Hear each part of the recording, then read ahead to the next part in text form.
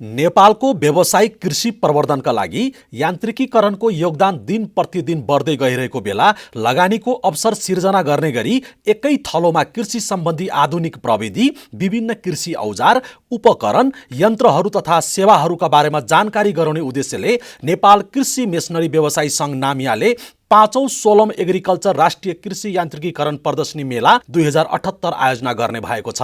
विगत 6 वर्षदेखि निरन्तर राष्ट्रिय कृषि यान्त्रिकीकरण प्रदर्शनी मेला गर्दै आएको नामियाले यसपटक माघको 5 गतेदेखि 8 गतेसम्म चितवन एक्सपो सेन्टर भरतपुर चितवनमा मेला आयोजना गर्ने मङ्गलबार कृषि विभागको हल हरियर भवन ललितपुरमा एक पत्रकार सम्मेलनको आयोजना गरी सो जानकारी दिएको हो।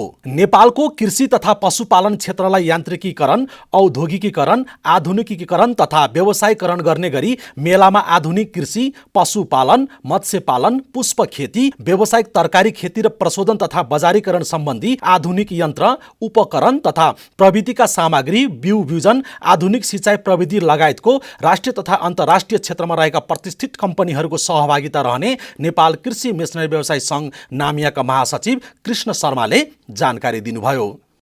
अब म यस 5औं राष्ट्रिय कृषि यान्त्रिकीकरण प्रदर्शनीको प्रेस विज्ञप्ति र यस कार्यक्रमको मूल उद्देश्य सहितको विस्तृत विवरण पढ्न गइरहेको छु।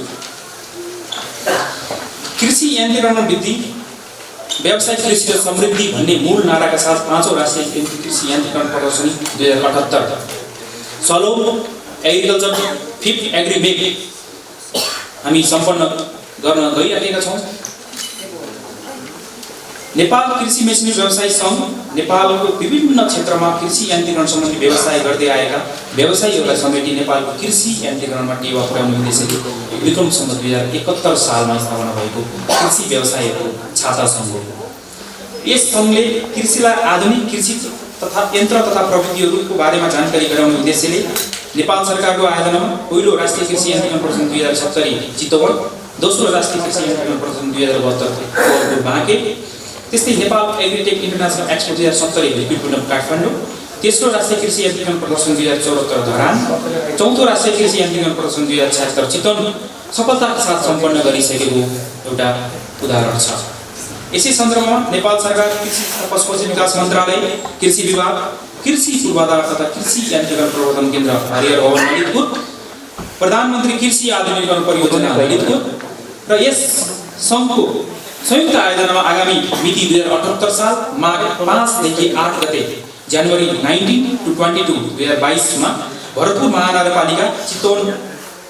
महानगरपालिकाको चितवन एक्सपो सेन्टरको हलमा 5औं राष्ट्रिय कृषि यान्त्रिकीकरण प्रदर्शनी 2078 को आयोजना हुन गइरहेको छ।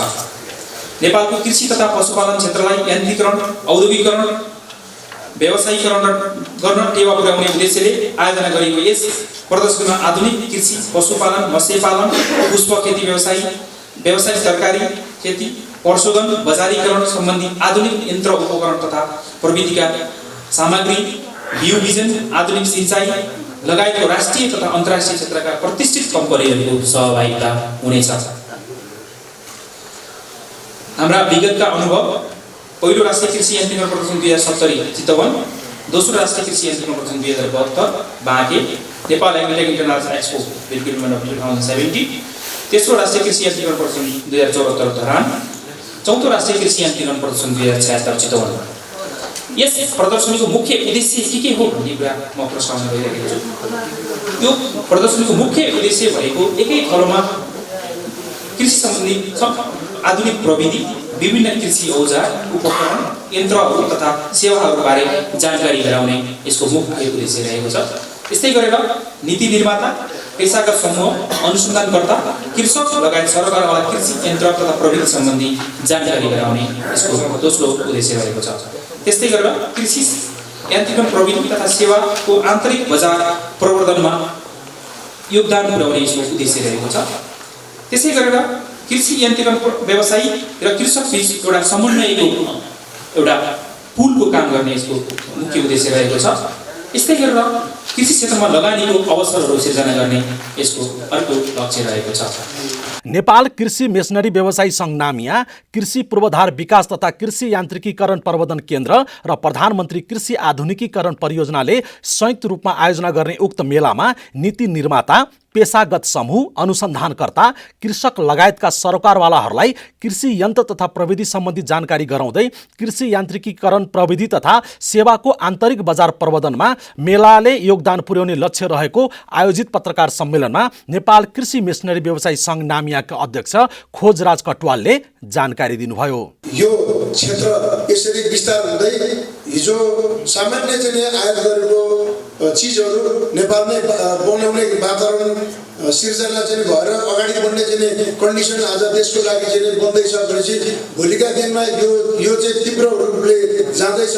अब यसमा किसानहरूको लागि विभिन्न कम्पनीले अलग अलग रूपमा कसैले छुटको चाहिँ व्यवस्था पनि गर्नुहुनेछ त्यतिखेर बुकिङ गर्नेहरूलाई हैन।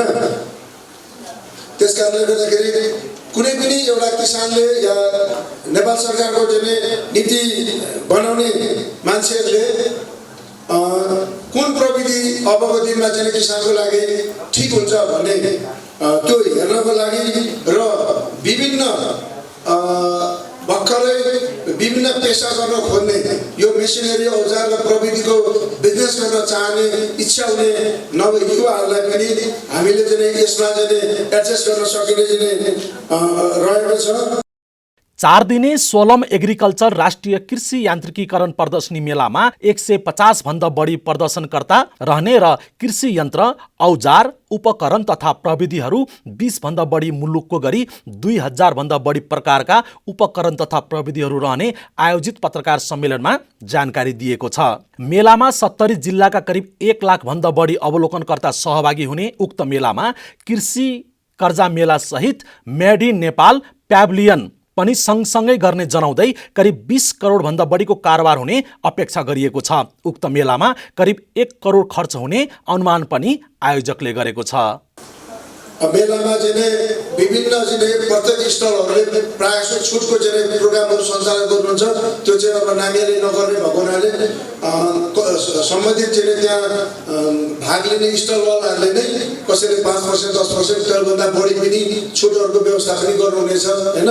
यसको चाहिँ लाभ उठाउनको लागि म अनुरोध गर्छु र यो मेसेज चाहिँ आदरणीय पत्रकार साथीहरूको चाहिँ माध्यमबाट देशव्यापी रूपमा यो मेसेज जाओस् भन्ने शुभकामना सहित अब हामी अर्को पत्रकार सम्मेलन हामी जहाँनिर हामीले कार्यक्रम गर्दैछौँ कार्यक्रमको केही दिन अगाडि गर्ने हाम्रो सेड्युल रहेको छ।